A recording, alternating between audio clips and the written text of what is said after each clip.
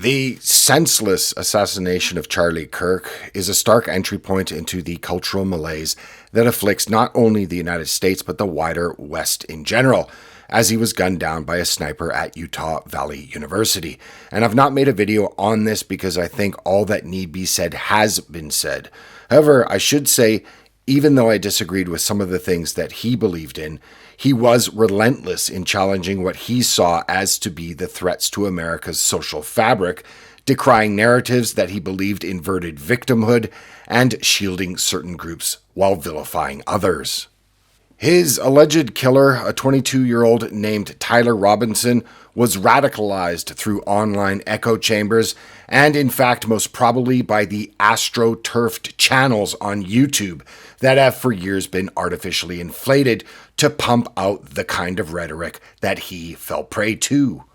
Kirk's death is, I think, more ominous than most people realize, as it reveals a dangerous crossing of the cultural Rubicon, where advocacy for one's cultural roots is demonized, and it can provoke extreme acts of violence, turning critique into the cause of assassination.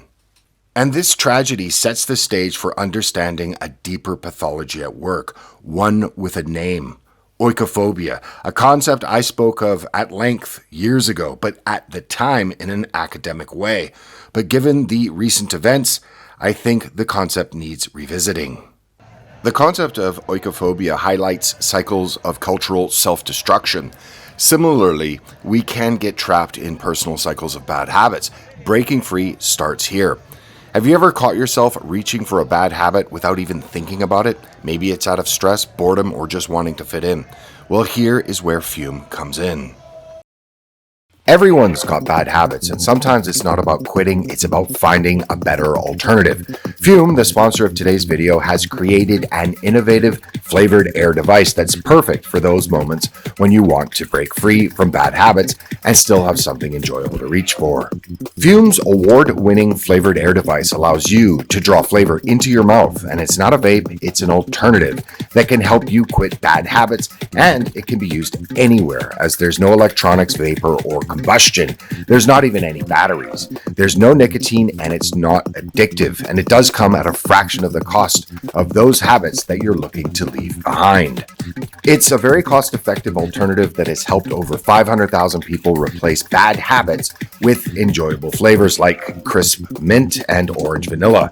It's designed for portability as well as to be dexterously played with, and with flavors like herbal teas rather than combustion-based habits, it helps support you in building better routines.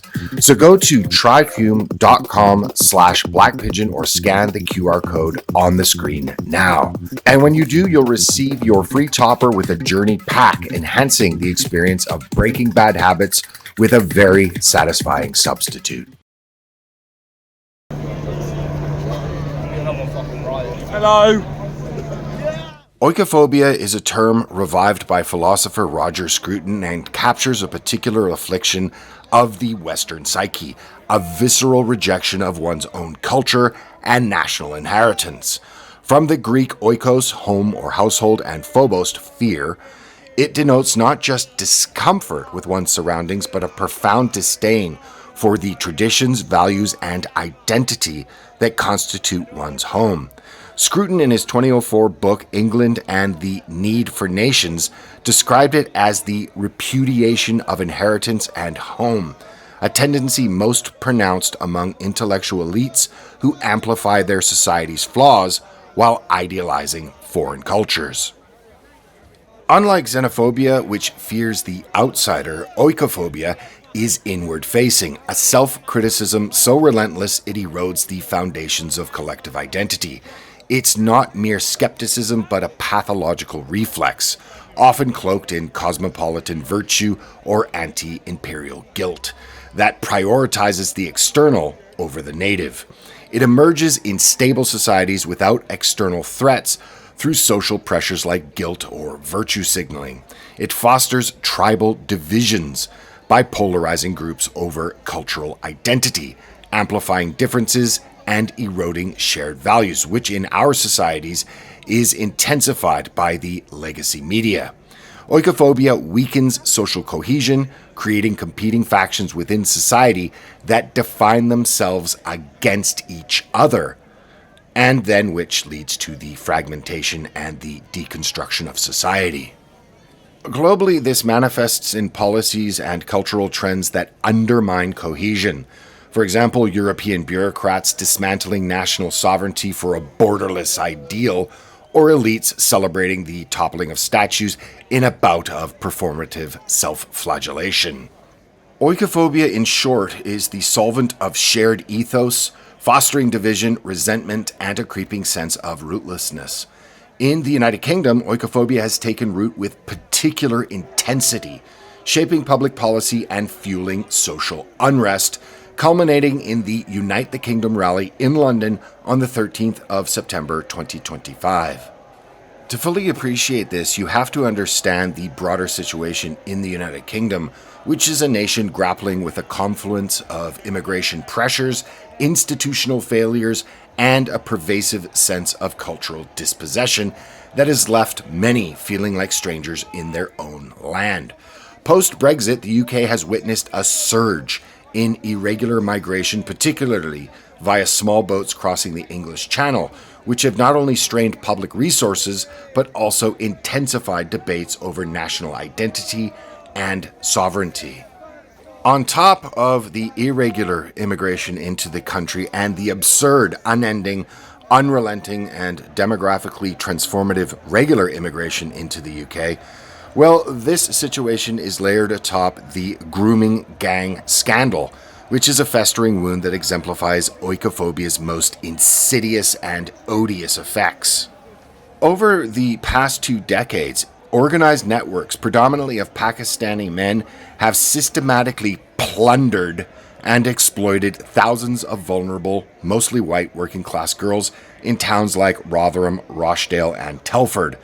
The 2014 J Report and subsequent inquiries laid bare a systematic failure.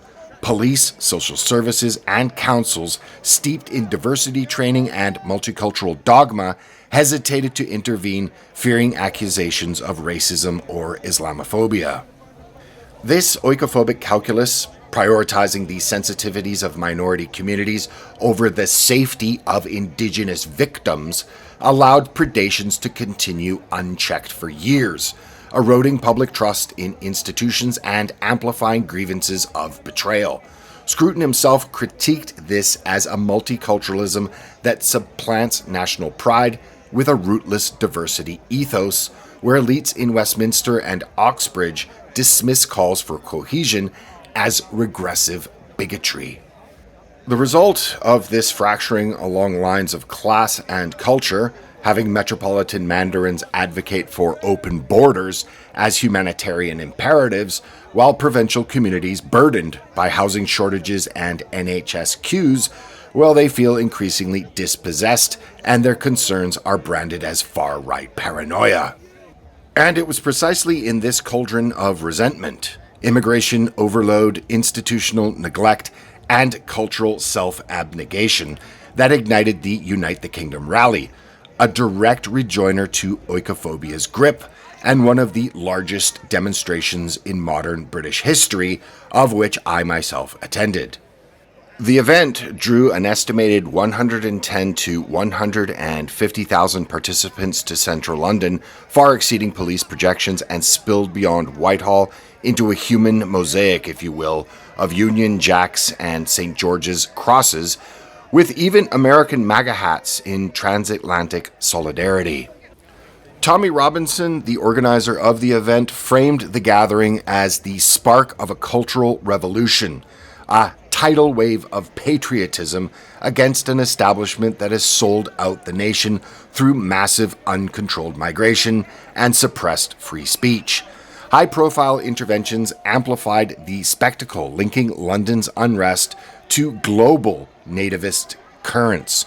Elon Musk, in a pre-recorded video interview with Robinson, decried the destruction of Britain by migration, labeling the left the party of murder in reference to Kirk's assassination, and thundered, "You'll either fight back or you will die."